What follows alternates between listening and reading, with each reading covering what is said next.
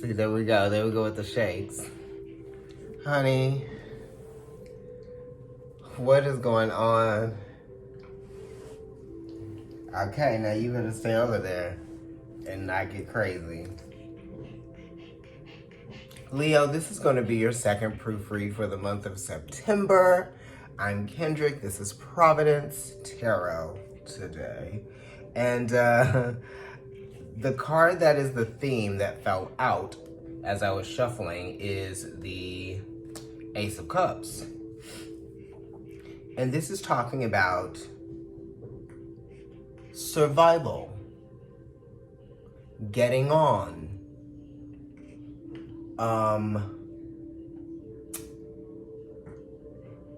the impact, the emotional impact of something, and taking the initiative to, remedy or process that impact. But we are talking about a remedy to something, which is healing, because this is the Ace of Cups, and it's talking about you healing yourself in some kind of way. There's a great responsibility that comes with the Ace of Cups, but then it's also a great opportunity. You see that? So Jupiter brings in the opportunity, and then Saturn brings in the, what did I say? The responsibility. Is that it? Yeah. So every opportunity has responsibilities that come with it. And emotional opportunities, or opportunities that sort of like satiate some part of your being, or fulfills some aspect of who you are as a person and some kind of need you might have, or some kind of want. It's kind of like intermixed, this want and this need. Oh my God. I'm like, I cannot have her. She's gonna try me. I cannot have her. I feel like that's what she's doing. She's testing me. Cause she's coming over here and almost knocking over. Leo. She's Leo.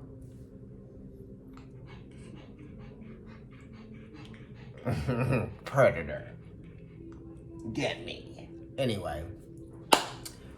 That's what's going on. And we are going to go ahead and flip over your card that is designated for you. This is the King of Swords. So this is a card of someone who is cold, distant, emotionally detached, distant, and distance being the operative word. It is Sagittarius, and it is Capricorn, and it is Aquarius. And it's just so funny that I just brought that up about, Sagittarius, but it's not that. It's Capricorn and Aquarius, but Aquarius has a connection to Jupiter esoterically. So it is venturing off, kind of like doing things on your own. Passionate wisdom, whatever that means for you, Leo. So, yeah, you're passionate about your wisdom and maybe your beliefs, and they might actually divert from the traditional. The King of Swords is connected to Uranus and Saturn, which Saturn is the rule maker and Uranus is the rule breaker. So, this is saying, it's talking about balance as well. So some rules are meant to be broken. And, one person or a group of people probably made the rules for other people to follow. So this talks about not following rules. There are no rules, okay? And that's what the King of Swords wants you to understand, right?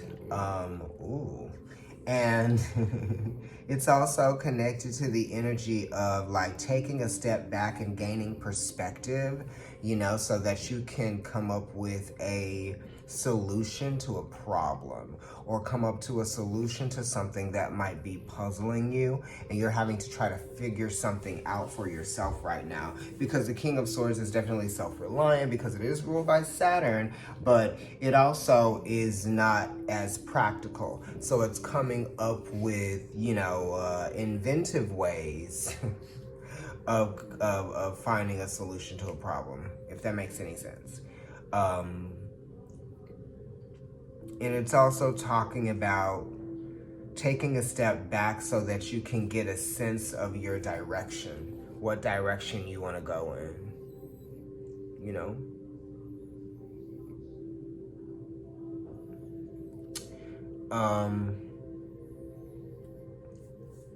But this is an opportunity for you to kind of like get to know yourself in this way, if that makes any sense. The King of Swords is double air, you know, so it's very lofty thinking, but it's very deep in thought, okay? Very detached and deep in thought. Maybe you are reading a lot.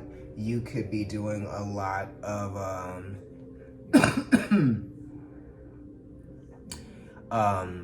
mental, psychological, physiological exploration, or taking in information from like the internet and stuff like that. Just and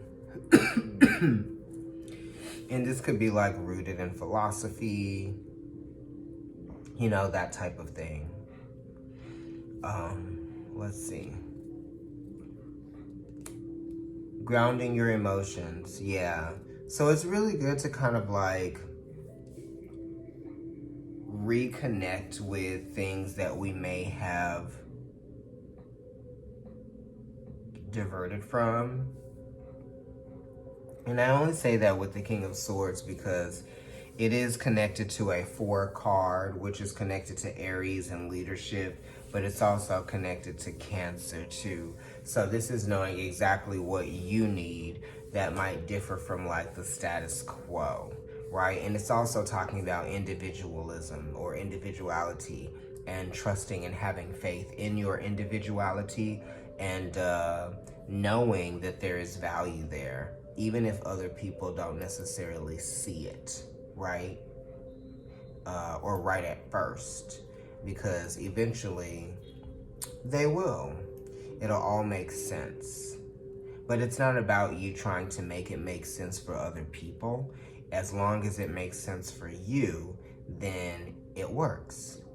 And then we have the Page of Cups here, which is talking about grounding your emotions, finding new and inventive ways to cope, or to, you know,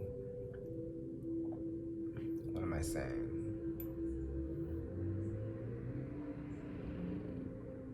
I don't know. Implement new ways of healing, right?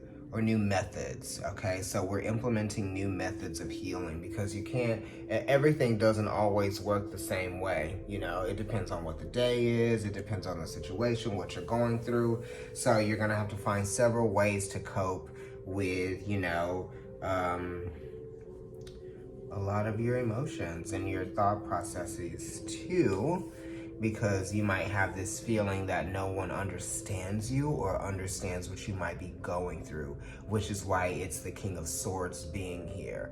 But, you know, that's why this is almost kind of like a spiritual insight that is going to bring objectivity, if that makes any sense. And that's great, because then it's going to free you from whatever it was that was controlling you psychologically or mentally or emotionally, whatever. Yeah, so you won't be so frozen. You will sort of like thaw yourself out, if that makes any sense. All right, bye, Leo.